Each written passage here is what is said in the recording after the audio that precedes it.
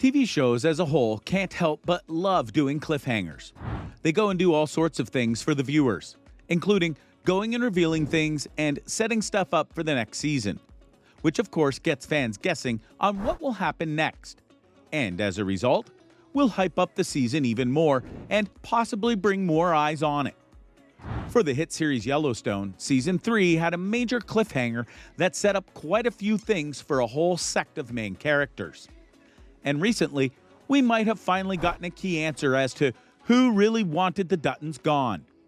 Allow us to show you who really attacked the Duttons on Yellowstone.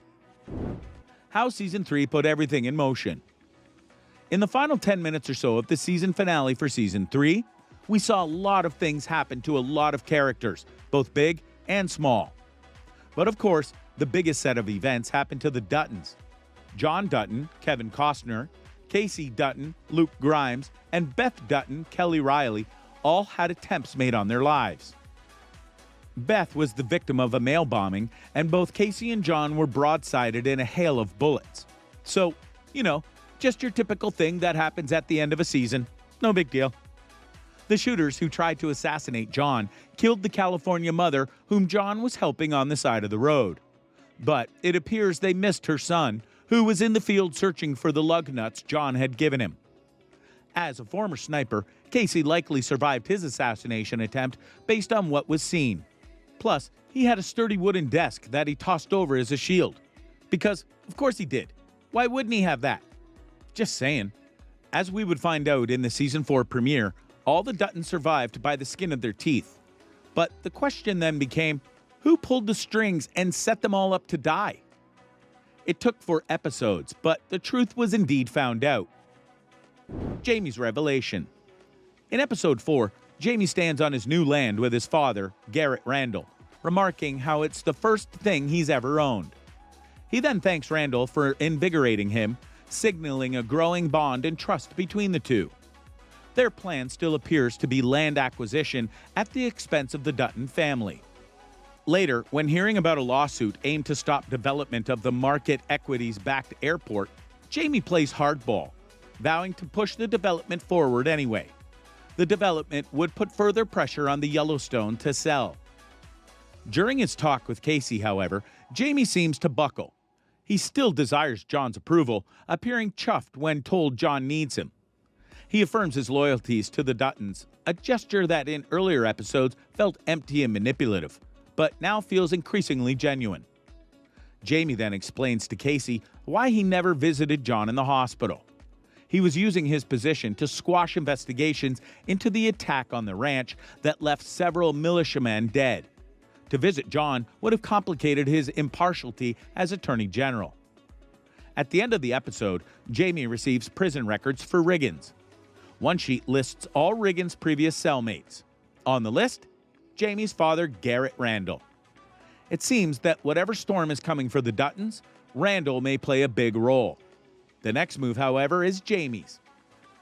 Why many missed the obvious answer? The reason many likely didn't think Garrett Randall was behind the attacks was simple. Jamie was the more likely candidate, and it's not hard to see why everyone would think that, given the revelations that have been put upon Jamie in the past 3 seasons and his strained relationship with the Duttons. However, as we've now found out, Garrett and John Dutton have a history that is anything but amicable. And no doubt Randall believed that things were even worse because John raised his son in a way that likely he didn't agree with. Or just the fact that he raised his son at all was likely a big thing for doing the hit. We first met Garrett Randall, Will Patton, last season on Yellowstone, when the plot demanded the kind of twist native to the best of cable soap operas, telenovelas, and daytime dramas. A character, Jamie Dutton, once thought familia, turns out to be adopted, thus spurring a season-long search for identity and belonging. And now that he has that, things are in motion to turn everything upside down, especially now that he knows that his father was likely the one who set everything in motion to take down the Duttons in payback for what happened before. Connected history. Garrett was arrested in 1980 and convicted for the murder of his wife, Jamie's mother. Jamie was born Michael, son to an addict mother and violent father. One day, when Garrett found an infant Jamie sucking on a crack pipe while his mother was with another man, Garrett killed her. He was sentenced to 30 years. We now know during this time he shared a cell with Riggins, who would later go on to organize the attack on the Duttons. A 3-month-old Jamie was then adopted by John Dutton, for reasons that are not entirely clear. John had adopted Rip when Rip was older, though it took him years to call Rip son. Jamie was groomed for Ivy League education and law school. Perhaps John always saw Jamie as the family's route to employing a loyal attorney. We love Casey, but he was never going to law school, let's be honest.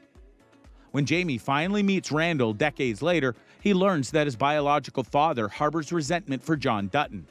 Jamie was ripe for Garrett's manipulation, and he immediately convinces his son to move on John, comparing him often to a king that needs disposing.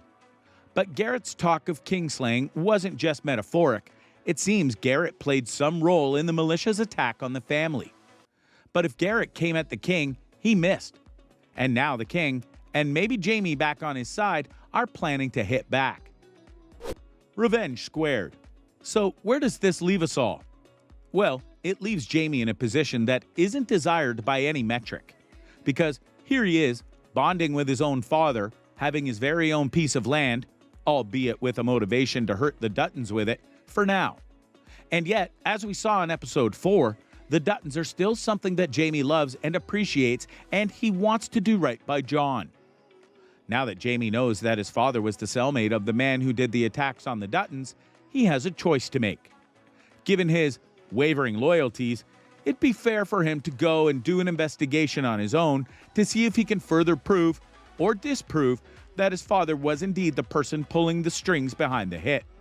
And if he finds the evidence that solidifies it, he has a choice to make.